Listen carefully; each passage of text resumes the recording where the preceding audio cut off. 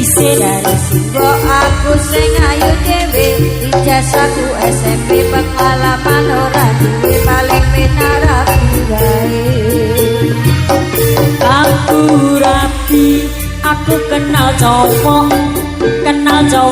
irunge ora sempok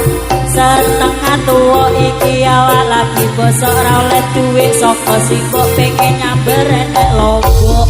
bosok aku cakep bikin aku penasaran oh ya kayak artis yang turun dari sedan aku pusing karena selalu mikirin ku bawakan dukun dari Magetan ora mempan ke dukun Jombang ora mempan ke dukun Ngawi saya edan aku bunuh diri mangan dure sak kulite menek tower sak nyeploki enek bocah ganteng dhewe gorene tarap ini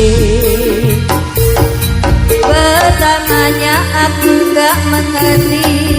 kenapa ditangkap Pak Polisi digebukin setengah mati disuruh ngakuin barang bukti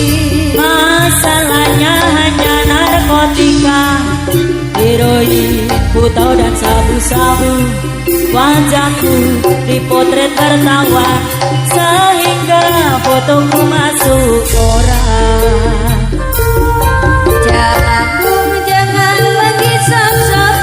menghisap sabu larangan agama jangan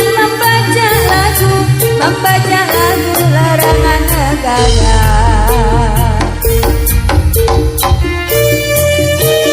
Samboyo putra Samboyo lho iki iya ya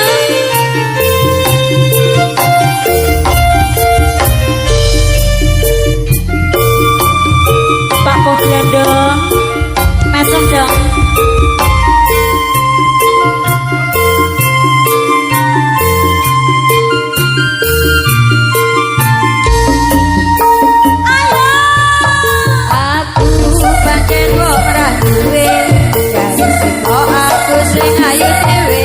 ijazahku SMP pengalaman ora duwe paling penarap wae aku rapi aku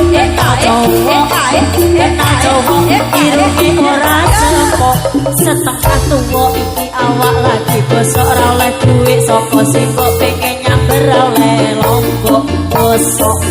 kamu cakep bikin aku penasaran oh ya kayak artis yang turun dari sedan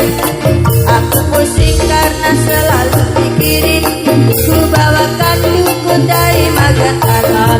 ora mempan ke dukun Jombang ora mempan ke dukun Ngawi saya edian aku bunuh diri mangan dure sak kulit meneh